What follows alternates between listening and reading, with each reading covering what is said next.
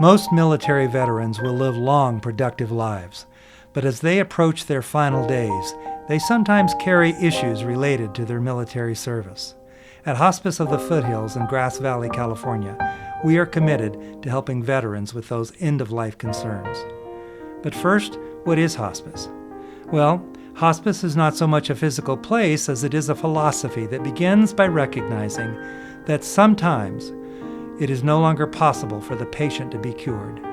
At that point, hospice will help the patient live as well as possible for as long as possible. A huge part of my job, and the part that I like the best, is getting to know the people, talking, actively engaging them and telling their life story, and also what we call coping counseling around talking about what being at the end of life means to them and what they may want to accomplish or say in these precious last months of their life.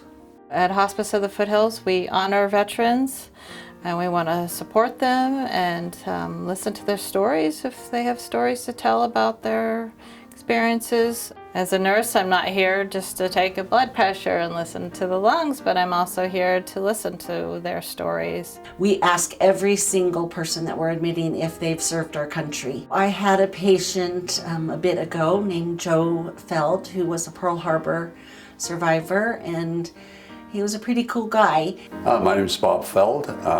My dad, Joseph Feld, was a World War II veteran. He was one of the oldest survivors of Pearl Harbor in Nevada County.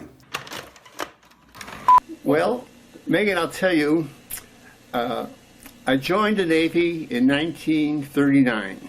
Okay, wait, this is... Pardon? What's your name? My name is Joe Feld. Okay, Grandpa Feld. He was a large, loving gentleman. He was in the Navy at a young age of 17 and was at Pearl when he was 18, the day of the bombing. He grew up from a 17-year-old boy from St. Louis to a World War II veteran in the course of a very, very short period of time. He was 98 when he passed. He started to decline when he was 97. I didn't know what to expect.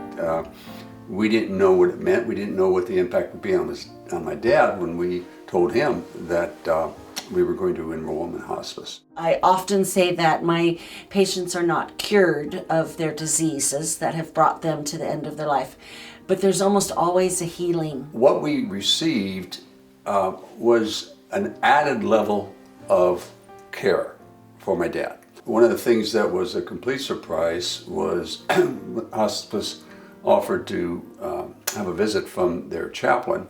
The involvement of a chaplain who had a military background and was able to talk to my dad as a soldier to a soldier, which of course none of us could do. He could only tell us stories from a distance. Having a chaplain who was in the military was an extra friend that my dad needed. He still wanted to share that experience of that traumatic, very traumatic day, and how he just barely escaped. When we are serving a veteran, we give them a certificate of appreciation. It's really a very nice certificate. It has their name, the branch of service that they served in, the emblem of that particular service. Anger and Ron Nitchie are here today to honor your husband of 70 years, and I want to tell him thank you. Really present and honor them, and I remember doing that with Joe, and that recognition, he had a little sparkle in his eye. I know he loves this. He's holding back tears. Okay, I put the American flag upon your chest. The American flag will always lay upon your chest, sir. Hospice of the Foothills invites you to call or visit their office to find out what we can do for your family and your veteran.